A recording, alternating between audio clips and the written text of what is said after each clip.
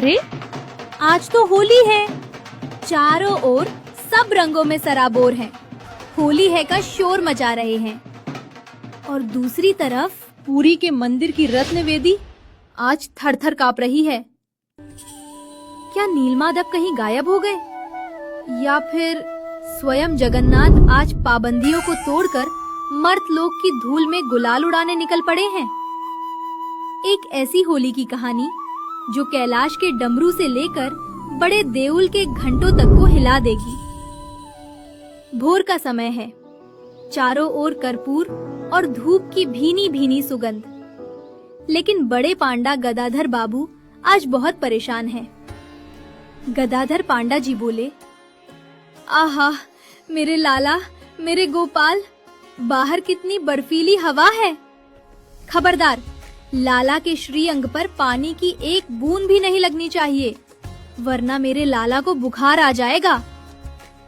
बेचारे पांडा जी, उन्हें क्या पता कि रत्न वेदी पर बैठे जगन्नाथ का मन तो कहीं और ही छटपटा रहा है। उन्होंने तिरछी नजरों से बहन सुभद्रा को देखा और धीरे से आंख मारी। जगन्नाथ जी कहा, देखा बहन, इन पांडों ने हमें कैसे कैद कर रखा है। बाहर सब होली है चिल्ला रहे हैं और मैं यहाँ चंदन का टीका लगाकर पत्थर बना बैठा हूँ।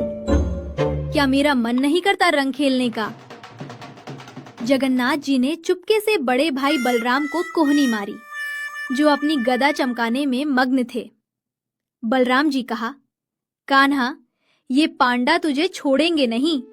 अगर भीग गया ना तो वही कड़वा काढ़ा जबरदस्ती पिलाएंगे। जगन्नाथ जी तब कहे, अरे भैया, हम ऐसी जगह जाएंगे जहाँ गुलाल के बदले बादल उड़ते हैं।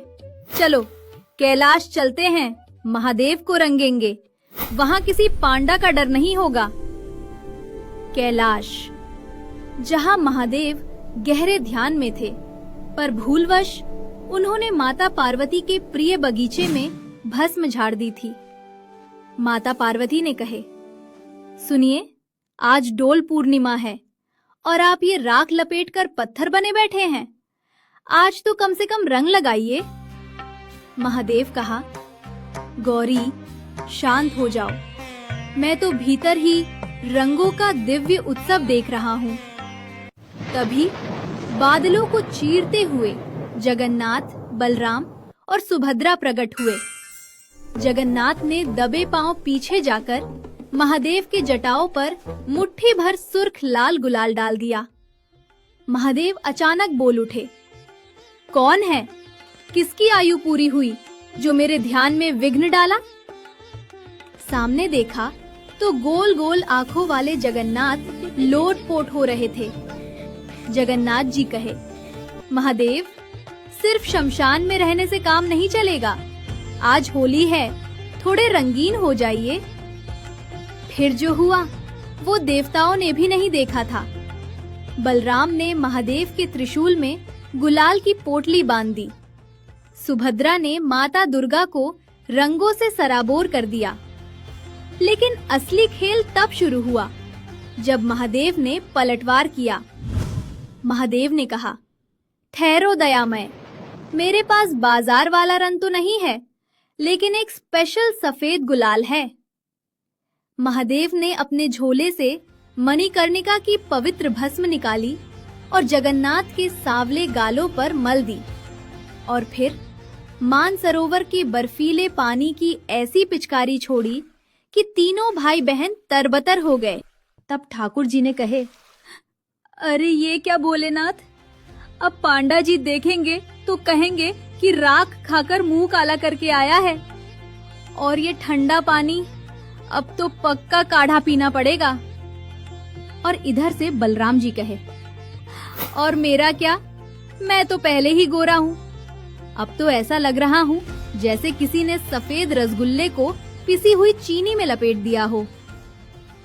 अचानक पुरी के मंदिर के विशाल घंटे की आवाज गूंजी। जगन्नाथ जी बोले, सत्यानाश, गदाधर पांडा भोग लेकर आता ही होगा। भागो भाई भागो, अगर ये भस्म की खुशबू पकड़ी गई तो आफत आ जाएगी। एक दौड़ और तीनों भाई बहन कैलाश से सीधे रत्नवेदी पर। जैसे ही वे स्थिर हुए, मंदिर का भारी दरवाजा खुला। गदाधर पांडा कहा, ये क्या?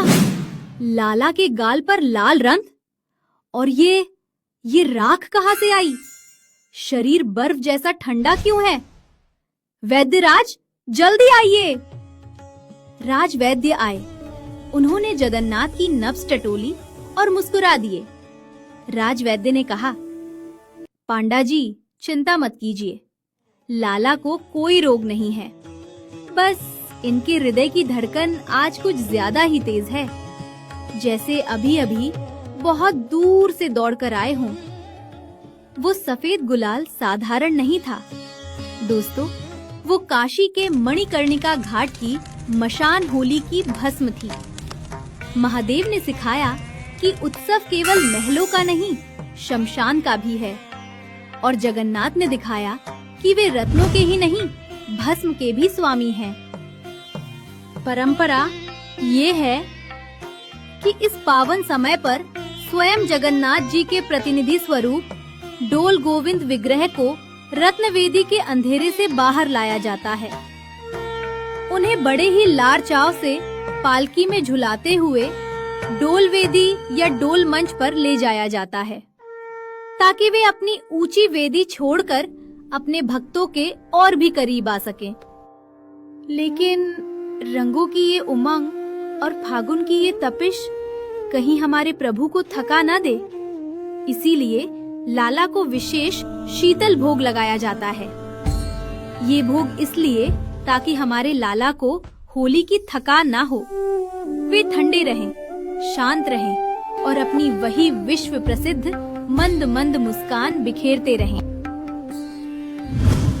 एक तरफ नीलांचल का वैभव और दूसरी तरफ काशी का वैराग्य। डोल पूर्णिमा के दिन ये दोनों धाराएं एक हो जाती हैं।